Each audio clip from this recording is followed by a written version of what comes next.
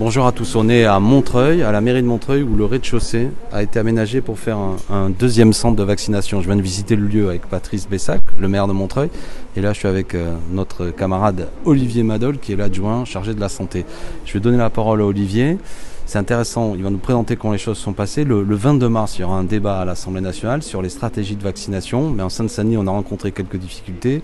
Il y a des mairies audacieuses comme Montreuil qui ont mis en place des choses, et c'est bien une fois de plus qu'Olivier puisse nous expliquer les difficultés qui ont été posées et de quelle manière l'équipe de la municipalité de Montreuil, et en particulier sur ta délégation, comment vous avez pu ouvrir ce deuxième centre et c'était quoi les petits problèmes que vous avez rencontrés. Bien, merci Alexis. Donc nous, on a décidé très rapidement de se mettre en action, puisque donc il y a plus de 7000 Montreuillois qui ont plus de 75 ans, et donc l'urgence était de les vacciner. Alors la difficulté, c'est que pendant longtemps, Montreuil c'est quand même une ville de plus de 100 000 habitants, on a uniquement le centre hospitalier intercommunal qui a pu procéder aux vaccinations, et nous on a demandé dès début janvier à la préfecture d'ouvrir un centre de vaccination. Donc ce centre que tu as visité Alexis, il est prêt depuis le 15 janvier. Le problème, c'est que nous n'avions pas les doses de vaccin. Oui.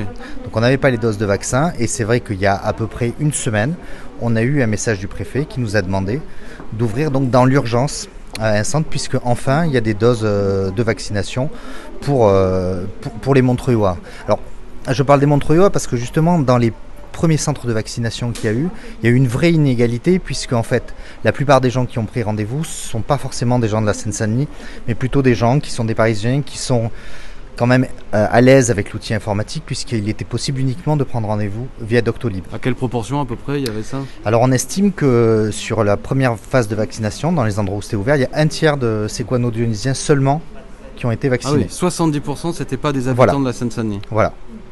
Donc d'autres villes en Ile-de-France ou de Paris.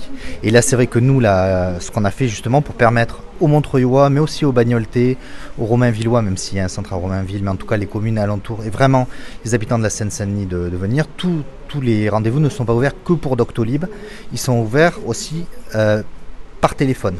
Donc ça nous permet, nous, d'aller vers du public ciblé.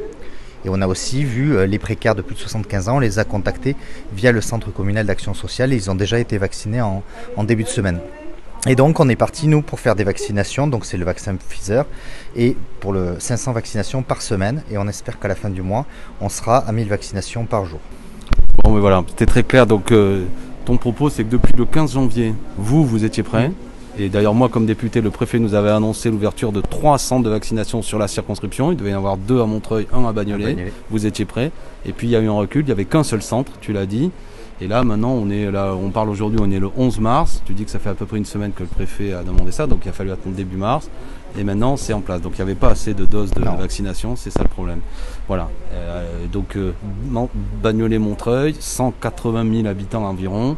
Désormais 2 centres de vaccination, pas plus.